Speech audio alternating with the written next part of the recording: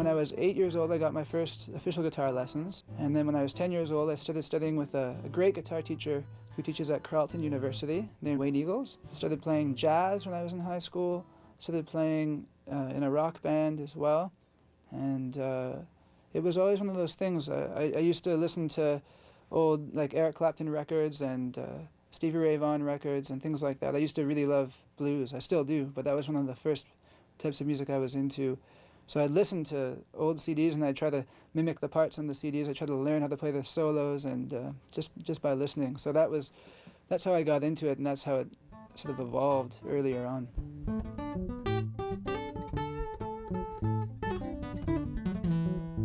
My visual impairment has affected my music in a way that I think it makes me approach music in a very organic fashion, because I can't really write or read music very well, at least. I can read Braille music sometimes, but it's very complicated. And the music I tend to gravitate towards is more organic music, I guess we could call it.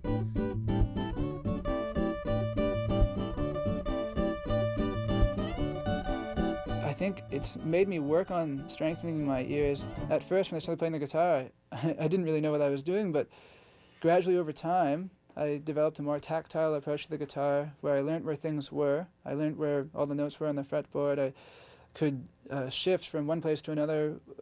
I found kind of more easily than lots of people who I know who rely on their sight. If you always look at the guitar, it's a distraction, right? So I actually see it as something that helps me. The guitar I have here today is made by a luthier from Canada, Ontario. His name is Pat Hawley. So this guitar, it's got Engelmann spruce top and rosewood back and sides. He put my initials on the fretboard, tiny little subtle initials. I wanted to have this guitar for my whole life. When I played it, I felt like I identified with it. So I'm really happy with this guitar. It's been my main acoustic guitar for the past 4 years. And it's just always sounding better and better. You know, when I play a mandolin, it's entirely different than a guitar. The mandolin is not like a guitar at all.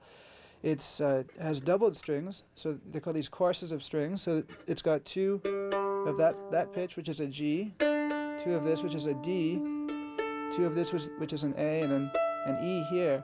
And the interesting thing about the mandolin is it's tuned very differently than a guitar. A guitar, in musician terms, is tuned in fourths, which is just an interval of a fourth. It's a smaller interval, whereas this is tuned in fifths, which is a wider interval. So to play scales or chords in the mandolin, the whole fingering system is completely different.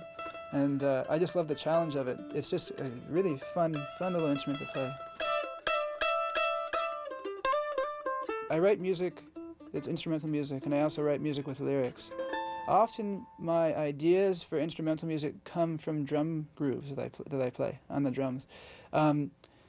And the reason for that is because I try to approach the guitar and the mandolin almost like a drummer.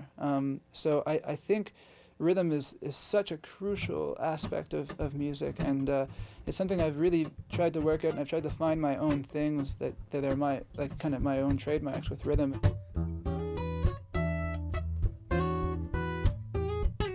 Because I'd like to hear how my songs would sound in a kind of a full band context. And then with songs with lyrics, I often just do start with either a melody that I just can't stop singing because I like it so much, or I'll start off with a guitar part that I find is catchy enough that I could make that part of a song. When I perform, I feel it's hard to explain. It's timeless. Sometimes I feel like I get into this state where I'll just close my eyes and get into the music so much that I just lose myself, and I lose my sense of time in reality. I don't just play it for myself. I play it for all the people who are in the room, and I try to reach everyone. I try to give them something a little bit different, something that makes them think, and something that makes them happy, you know? Maybe even something that makes them think about things that they haven't had the chance to think about in life before, and might even bring up some powerful emotions in them. So that to me is the purpose of music. It's to be a messenger.